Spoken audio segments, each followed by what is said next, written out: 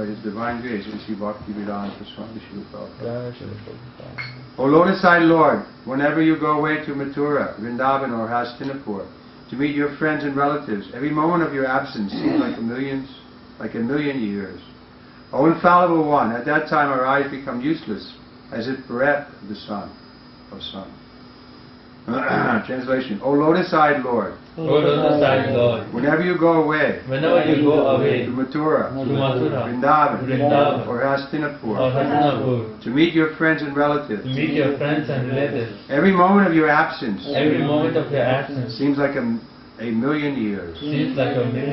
O infallible one, at that time our eyes become useless, as if bereft of sun. Report. We are all proud of our material senses for making experiments to determine the existence of God, but we forget that our senses are not absolute by themselves. They can only act under certain conditions. For example, our eyes. As long as the sunshine is there, our eyes are useful to a certain extent, but in the absence of sunshine, the eyes are useless. Lord Shri Krishna, being the primeval Lord, the Supreme Truth, is compared to the sun. Without Him, all our knowledge is either false or partial.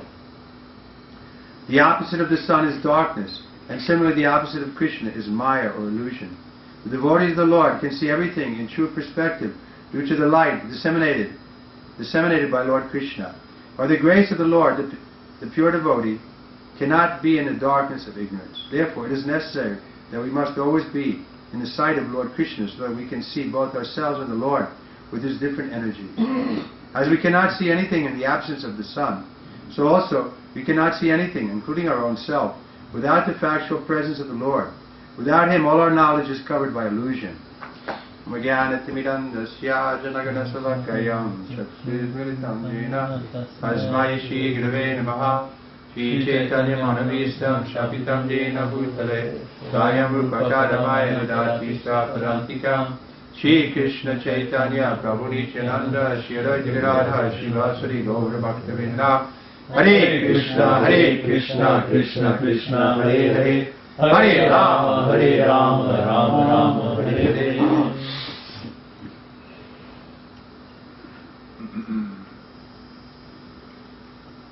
So wherever there is Krishna, there is light, and when Krishna is not present, there is darkness or Maya. So we should keep ourselves in the presence of Krishna. So of course, even if Krishna is not directly present in front of us, still we can have His presence by remembering, by hearing about Him, by talking about Him, chanting His holy name. Because the Lord is absolute. In material affairs, if the person is separated from us, then we don't have that. Of course, even now you can speak on the phone or so on, and again connect. But the spiritual life is full connection. Krishna is there in His holy name, fully in His holy name, not just partial or not just a part of Him, but everything is there. It's the same example of the phone. Then we get partial.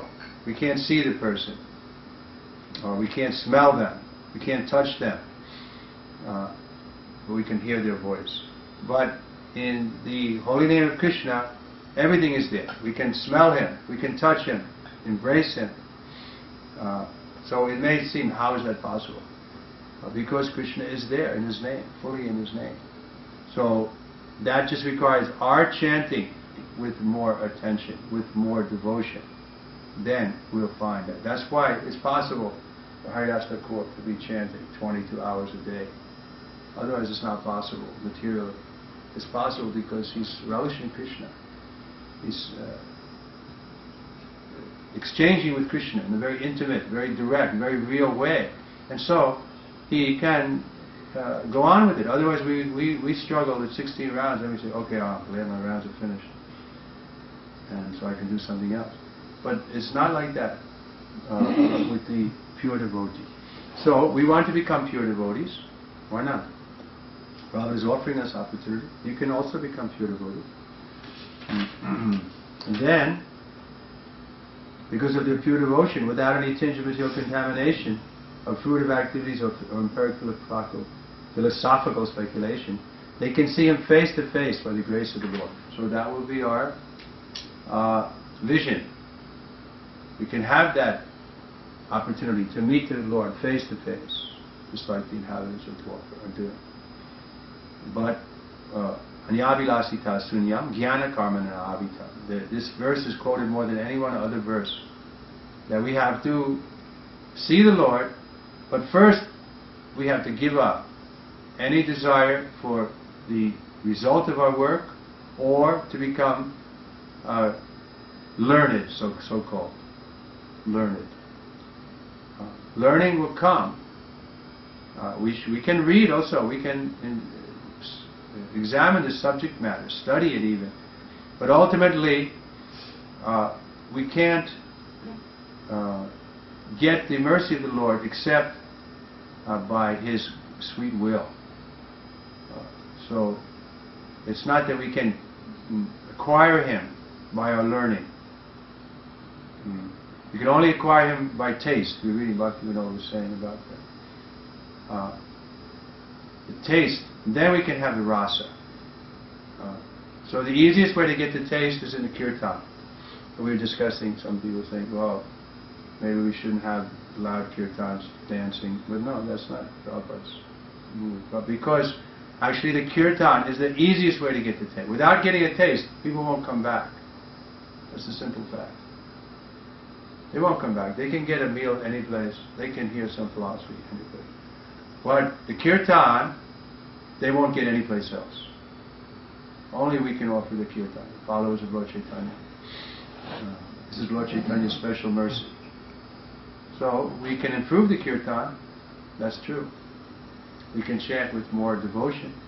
We can have, arrange for other singers who can sing better. Let them lead the kirtan.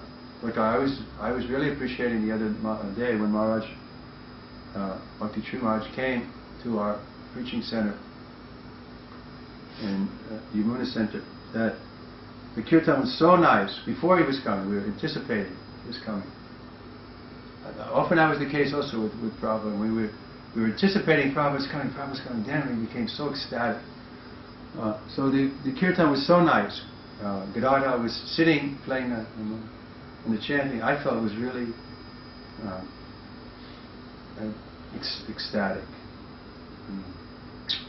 So once we get that kind of taste, something ecstatic that you won't get no matter what rock and roll concert you go to, discotheque, whatever, young people are so attracted to the music. But this is different. Because it leaves you satisfied, where other things are dissipating. They take your energy. Because it all comes to sex life. So sex life, it takes your energy. Of course, the idea, why is it takes your energy? Because it's bringing energy into the new child. The nature arranges it like that. Yes. The parents sacrifice so that the child can come. Just like the seed. You see a tree or a small plant. This goes to seed. Then it loses its leaves. It loses its strength because all the energy goes to the seed. So if we can, men especially, if they can avoid that, passing semen, then they become a stronger, longer duration of life, better memory, more effulgence. Of course, the materialists don't know that. Anyway, that's not our goal, to become long life or anything. Our goal is to please Krishna and please Srila Prabhupada. So Srila Prabhupada made it very clear. The pleasing to me is to chant Hare Krishna. So we have to learn how to chant Hare Krishna, and then everything else will follow. It's not by some other scheme. This is the process that Prabhupada gave us. And even there was an attempt to do very musical chanting and so on, but Prabhupada wasn't so much in favor of that. There was a road show, Vishwajan. Prabhupada stopped it. So just because there's so much, became deviated. Guitar playing, and then people thought they were good musicians. And I remember talking to one boy in those times, who was a devotee, and playing guitar. And then he just got enamored by the whole concept that he could be a great musician. And he left, and we never saw him because he was going to be a musician. So Prabhupada said, no, stick to cartels and Madanga for the most part. I mean, we can make some exceptions, but we should emphasize that. This is the process Lord Chaitanya gave us. We see here, the photo is there, he's dancing and chanting. So this will attract the good souls, those who are innocent, if we do it nicely. And those who are not innocent, then they're not sincere, then we don't have to worry about it. We don't have to be in anxiety about, oh, our preaching is not getting the result. No, it's up to Krishna. It's up to the Krishna in everyone's heart. We're just presenting it the way Prabhupada gave it to us. This is the way Prabhupada gave it to us. Discuss on Bhagavad Gita. Don't compromise. We don't have to compromise. He probably just gives the example. If something is good, why do you have to water it down? Just like he gave the example of the restaurant that was famous in Bombay or somewhere, where they only served pure ghee, everything was pure. People had to go. They had to pay more, but they didn't mind. They always had customers because it was a genuine thing. So we have the genuine thing. Bhagavad Gita, Srimad Bhagavatam, chanting Hare Krishna. This is the genuine thing. Just present it the best you can without adding or subtracting, and people will take it. If they don't take it, that's their choice. Of course, we can make friends with them and try to coax them and so on, but still, ultimately, they have to want it. We can't want for them. Desire. A desire has to come from within them. There's no way you can impose your desire on them or trick them into desiring. They have to want it. Now again, we can make it very attractive. We can make the prasadam better. We can do so many things. We can make friends with them and be interested in their lives. All these things are there. But we can't compromise the philosophy or the process. There's a process. It works. If it's not working, it's because people are not ready.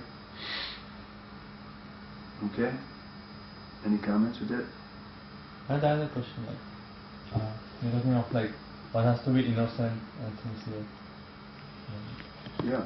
But maybe a person because of his previous... It's like these children. Give the example of these Sanjay's two boys. When they first came, they didn't like it. They were just sitting on the couch looking, and they didn't. But because their father obliged them, coming more and more, then gradually they had a little taste for it. Now they're happy to chant and dance and get into it. So, because they're a little innocent. So people may not like it, but without being innocent, they won't be able to take it. If they're a little innocent and they keep coming, but the problem is, as soon as they reach maturity, then they're not innocent anymore. The sex life overcomes them, and they're calculating how I can enjoy, how I can, especially sex life. So, therefore, when we go to the college student, if we had our own way, just like in India we see, great result is there by preaching to the children. Like Radhanath, your Guru Maharaj. So many people, when you have 50 children, they all take to it. Why is that? We go with 50 students here, they don't take to it. What's the difference? Because they're children. But anyway, go ahead, I interrupted. Then how if you then think that, okay, because everyone in the university has... Well, we're looking for that one rare soul. We're looking for the moon. We found one in you. That's really the truth. We're looking for the moon. One moon will light up the whole sky. If we water it down and make it so that it'll appeal to everybody, it'll just be great disturbance. We'll have these people coming here preaching to us. Well, that'll be happening in a second. Like this boy, Tyler, he'll preach to us in a second.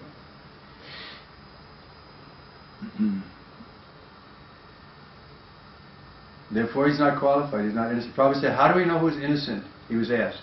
You say we should preach to the innocent. How do we know? Innocent means they're ready to hear. Prabhupada said. If they come like this to hear, oh, these people may have something. That's why I came. I'm sure all of you, if you examine your heart, at one point you came to the point that there's something here I want to find out about it. And how do you find out about it? By hearing. There's something valuable here that I think may be good for me in these books and in the association of devotees. And if without that, how are they going to? Now, we can coax them and trick them, but ultimately they have to decide, do I want to hear from these people or do I want to teach them? What do you think? I have one question, Maharaj. You told that by living, like by performing celibacy. By performing? Celibacy. Brahmacharya, one becomes very nice, strong and long life, everything. So, but then how should we make balance? How much, like then you said that, but our aim is not to do this. No, so therefore, Grihastha ashram is recommended, but that, within Grihastha ashram there also has to be celibacy, for the most part. My question was a little bit different. Means how one should know that how much one should perform, like you told that what happens in one extreme there are yogis whose aim becomes only this, like performing austerities, become strong, long lived. But another side is devotee who doesn't care about all these things and he wants to simply preach. He wants to simply please Krishna and his Guru.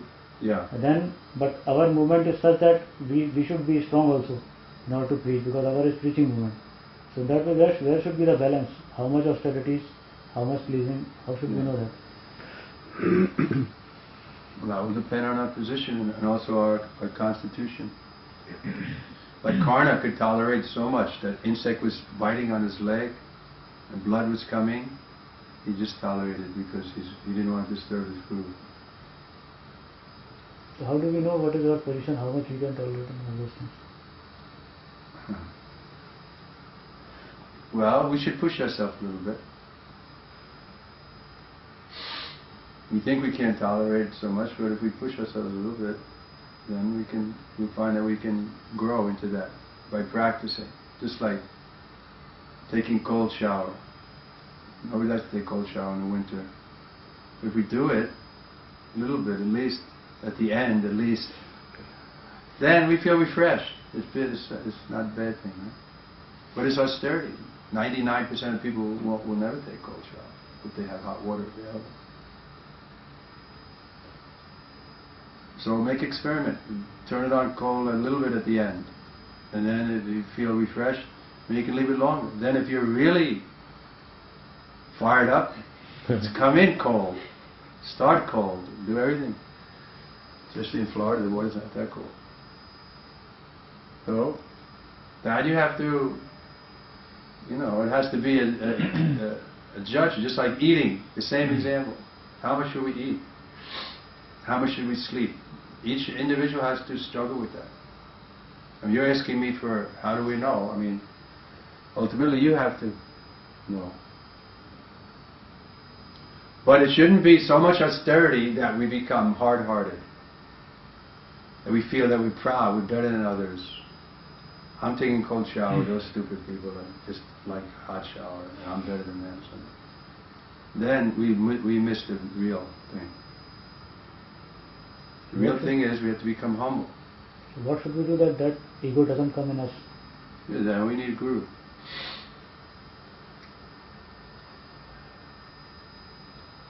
At least for me, that was practical. Prabhupada was always smashing me, keeping me humble.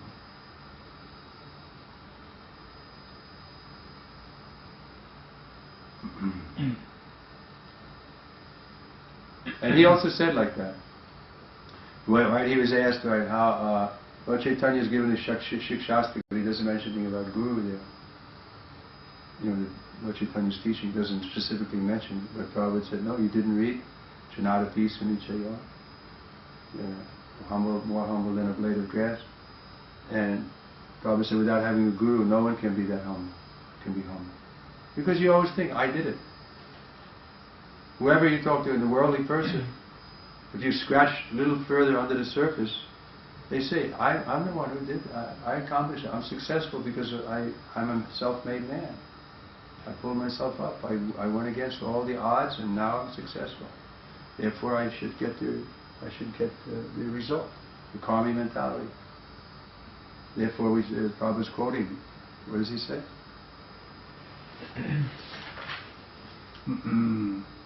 Without any tinge of material contamination, a fruit of activities. I've earned it, it's mine. Everybody's thinking like that. Well, when we realize that everything belongs to Krishna and his representative, the spiritual master, then we won't have that falsehood. Give everything to that. What do we have? We come into the world without anything, we go out without anything. The only thing we really have is that desire. Again, it comes to the point of desire. That's why we stress on desire.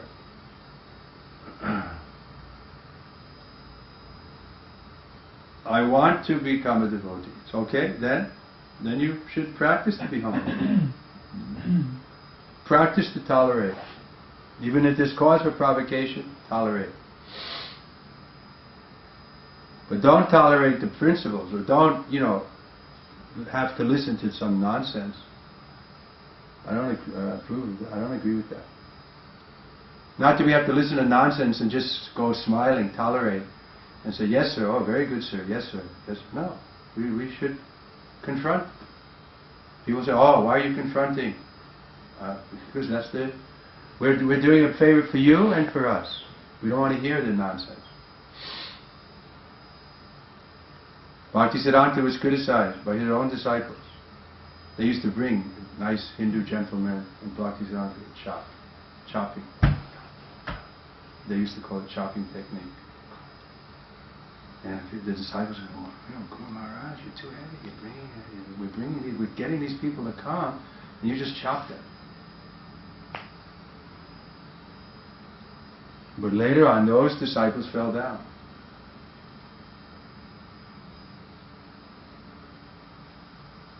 Now we can't imitate Bhaktisiddhanta, but we shouldn't compromise the philosophy in the sake of preaching. I don't agree with that. Prabhupada never did. You hear him on his morning walk for Dr. Patel. He's not compromising. He's always bringing us to the point of surrender to Krishna. You don't want to come to the point of surrender to Krishna? Alright, that's your choice. He's not forcing, he never forces, but he's always giving us that relief is there. Here's the relief. There's no other relief. Not by you becoming very scholarly and then he's criticizing, right? You don't know, but you're teaching. Dr. Patel. He doesn't know the philosophy, but he's ready to take the position of a teacher in a second. This is what we meet all over, right? They don't know that the real thing is surrender to Krishna, but they're ready to teach. It's called cheating. Cheating propensity.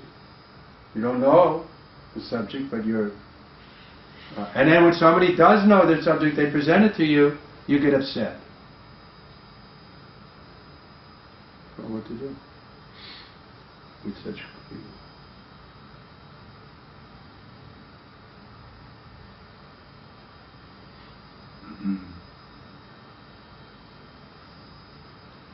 Anyone else? There was this article on Dharma which said like, because initially that phrase was there that work now samadhi. I missed the first word. Article on Dharma. Yeah, I got that much. And like that is a phrase, like I don't know who said it, Prabhupada said it. Work now, samadhi later. Yeah. But there was an article that work now and samadhi may never come. And no, it depends on what your mentality of working. If you're working in devotion, it will come. I didn't read that article, but like the point he was making is like, initially you're so fired up and you work so much that at one point your mind just repels and then you just go away because you have worked so much. You have done so much austerity and so much. Well, then that we're not working for performing austerity. We're working to please Krishna, please the spiritual master. So therefore, it should be in moderation. Just like in Bhagavad Gita says, don't eat too much, don't eat too little. Don't sleep too much, don't sleep too little. Don't work too much, don't work too little. I mean, if you work so much, then you get fried. So why not understand that? It's the same kind of principle. You have to think in the, like we give the example of the long distance runner. He doesn't sprint. He paces himself. So we can go on thinking like this. I'm going to be doing this. Is mode of goodness. Mode of passion is you work feverishly and then you want a break. You want a weekend off to enjoy. Then sometimes that weekend can last for a few lifetimes. And you may come back. So we want to keep it going for their full life. Therefore, we have to be intelligent. Mode of goodness to see. Okay, it's like yesterday I worked. I wouldn't. If you asked me to come to do again today, I wouldn't do it because, I feel some reaction from that work. Like my eyes, especially. I should wear sunglasses. My eyes are a little trouble from the sun yesterday, and I'm not going to go out and work like that 2 days in a row. But once a week I can do it, and it gives me strength. It doesn't take my energy. But when you come to the point where you're working like a slave and you feel that, you see that you're losing your taste for chanting, you're losing your enthusiasm for serving, then you should see there's something wrong and approach your authority. That's why we're supposed to have authority. Temple president, temple commander. Reveal your mind to them. The temple commander is telling you, do this, do that. You have to say, Prabhu, right now I have a headache, I'm a little tired, I haven't finished my rounds, please allow me to have 1 hour and trip. You have to be straightforward. Prabhupada said you should be straightforward in ordinary dealing. Or if he doesn't is satisfied, then you go to the temple president. Say, I'm working too much, I'm losing my taste. But again the point may be like, oh, temple president asked me to do it, then I'm saying in the temple I should do it. It's like, yeah, but up to a point. The first point is, you have to save yourself. Why we have a temple and a temple president? Because we're preaching. Why are we preaching? To save other people. But if we don't save ourselves, what's the fun? How are we going to save others? This is mode of passion.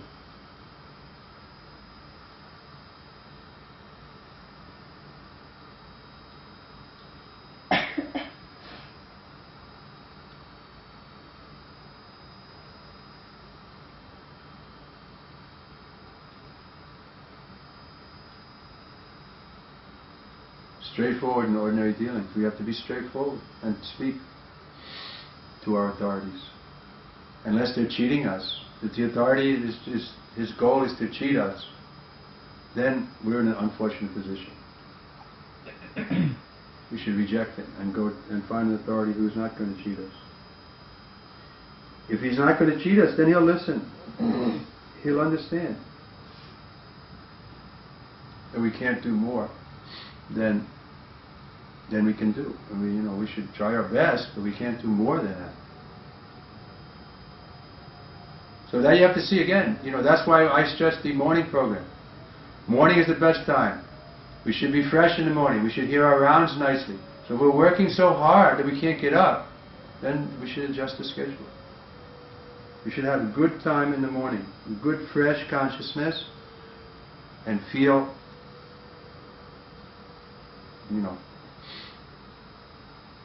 so that we can get good sadhana. If we're working till 11 o'clock at night, running here, running there, then we can't get up, and we end up chanting our rounds while we're driving with one hand on the steering wheel. Then you gradually come to the point where you say, oh, I won't chant today, I have too much to do. And then you stop chanting.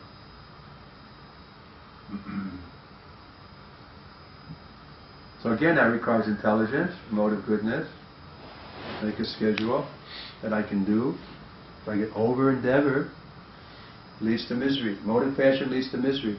And when you're miserable in Krishna consciousness, then you say, I'm going to go outside of Krishna consciousness to be happy. Because at least outside you have some sense gratification. You can go to the cinema and watch the naked dance, or you can go to a prostitute, or you can eat whatever you like, and then you feel some relief. So we have to come up above the mode of passion, above the mode of ignorance, and come to the mode of goodness. So goodness means we're doing our duty. So, but we'll find, like Prabhupada said in a poem that he wrote to his spiritual master, that this is healthy life. It should be a healthy life. When we're healthy, then we'll be happy. I find it's a healthy life. And morning is the key, to me, at least.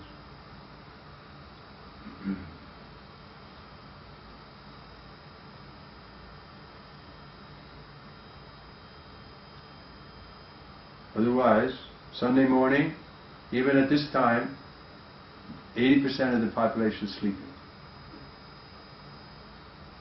Isn't it? What time is it? 50% at least. Right?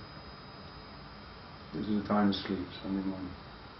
But we say, no, this is the time, the best time of the day to discuss these things. You come enlivened, chant Hare Krishna. That's why we're stressing with Sanjay. You should come in the morning. This is the time you should come. He comes in the evening and he has these ideas and you see Ishan didn't accept, right? Ishan's been a devotee for 30 years. He knows. Sanjay's been a devotee for 30 days or a few months.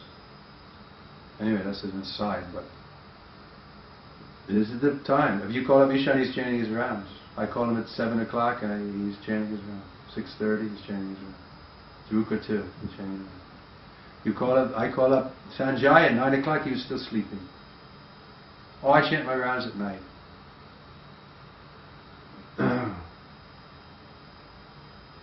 This is the most important time. Get him to come. You're his friend. If I tell him, he'll think, oh, you're too heavy, Maharaj. Tell him to come, at least at 7 o'clock. He's not working. His wife takes the kids to school. He should come in the morning. So they gave the excuse he was teaching yoga. This is the time you'll learn better. And anybody from the feet? Maharaj, you told that if your authorities are cheating you, then you are unfortunate and you should change the authorities. But one more thing is told that like if authorities are generally, in most of the cases, they are superior to us. They are better devotees than us. It is said that we cannot understand the activities of devotees, superior devotees. So in that way we may be doing wrong thing if we are thinking that... No, so therefore we should consult other senior devotees. There's so many senior devotees, consult with them.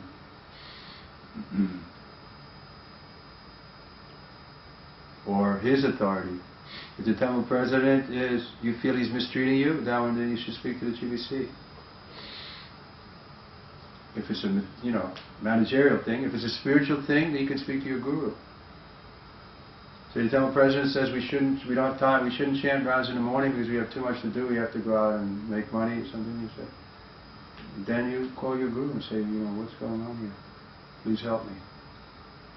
But that's why the Prabhupada gave us a system of authority. Administrative and spiritual authorities are there. Nobody's independent. Even the GVC body is a final authority, but they're not independent. If they're not doing what Prabhupada wants us to do, we can preach to them also.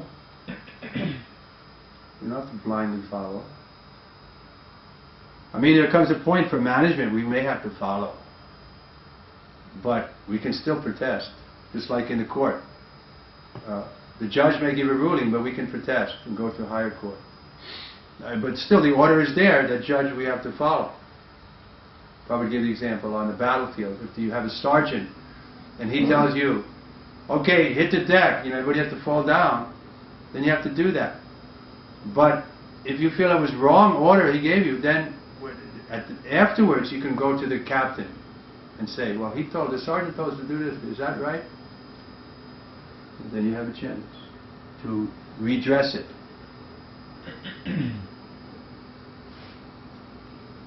That's all right. I have a question. I was just thinking about how you were saying that in spiritual life you have to think of yourself first. You have to save yourself. You have to save yourself first, and if you're doing... But the way you save yourself is by putting Krishna and the spiritual master in the center. So it's not just self-centered. So then, does it, like if you're having difficulties or you feel like people are asking you to do things too much, do you, like, is there a point where it's like, you could do it, like what is the line? Well, that's the same question he asked. I mean, you have to, according to your time and circumstance, you have to decide. And if you make a mistake, you'll suffer. It's your life, you have to choose. You can get advice. On a specific detail, you can also get advice. You can say, well, you know, Mother so-and-so is calling me up every night at 9:30 asking me to do, what should I do? And then if you ask me, I'll tell you, tell her it's too late, you don't want to talk about it. Then you can say, my Guru Maharaj said, better we don't discuss these things at night. You know, you can get help, but you have to decide. Everything is due to our desire.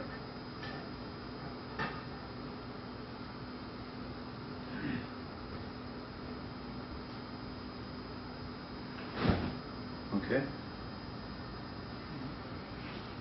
Bhagavatam ki.